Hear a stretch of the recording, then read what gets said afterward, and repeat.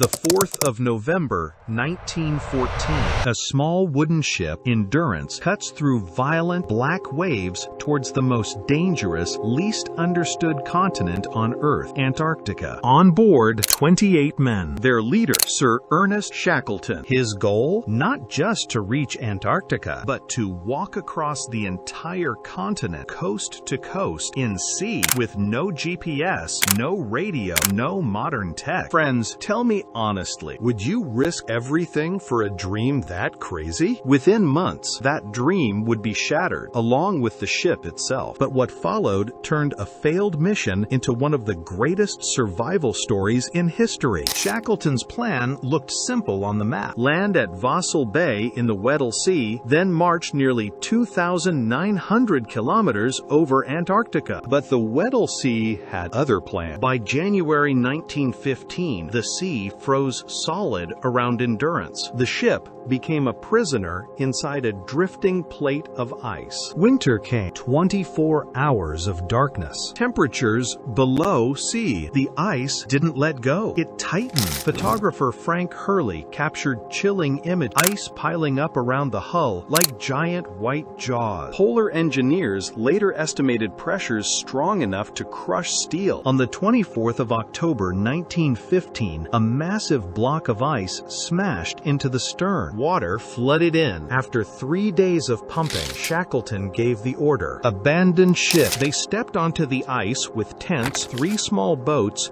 and limited food. Behind them, Endurance groaned, lifted, and slowly sank beneath the frozen sea. Friends, imagine watching your last link to the world disappear under the ice. Would you still believe you're going home? Now, they lived on a drifting ice floe. No radio, no rescue, no control. They counted supplies, maybe a month of rations. They hunted seals and penguins. Rations shrank to 1 biscuit a day, a little diluted milk, a spoon of meat paste. For morale, Shackleton did something controversial. He often lied about how much food was left. "Don't worry, lads, there's enough," he would say. Modern polar psychologists say leadership, routine, and hope are as vital as calories in such extreme. Without mental strength, the body gives up much faster. The floe shrank, cracked, and drifted toward the deadly Drake Passage, where waves can reach 12 meters and hundreds of ships have sunk. If they drifted too far, they would die unseen. So Shackleton made a choice: launch the lifeboat and aim for the last island before open ocean, Elephant Island. After days in freezing, chaotic seas, they staggered onto a rocky, uninhabited shore. It felt like heaven and a trap. No people,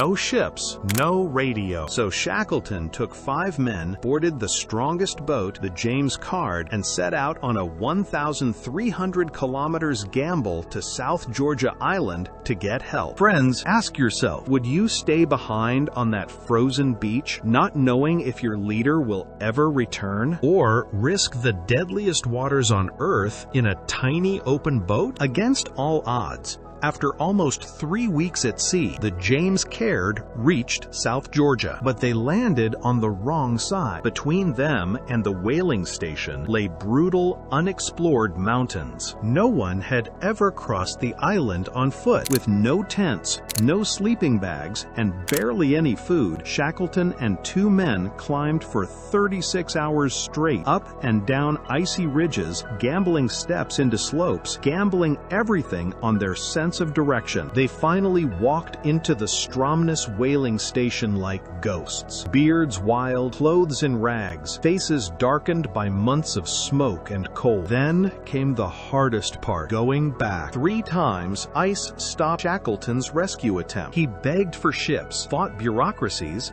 and finally, with a Chilean vessel named Yelcho, he reached Elephant Island on the 30th of August, 1916. He counted the men. Not a single man lost. Shackleton had failed to cross Antarctica, but he had done something far greater. He brought every one of his 28 men home. Friends, in a world that celebrates success and winning, ask yourself, what is real leadership? Conquering land or refusing to abandon your people no matter what? And tell me in the comments. If you were in Shackleton's place, what would you have done differently?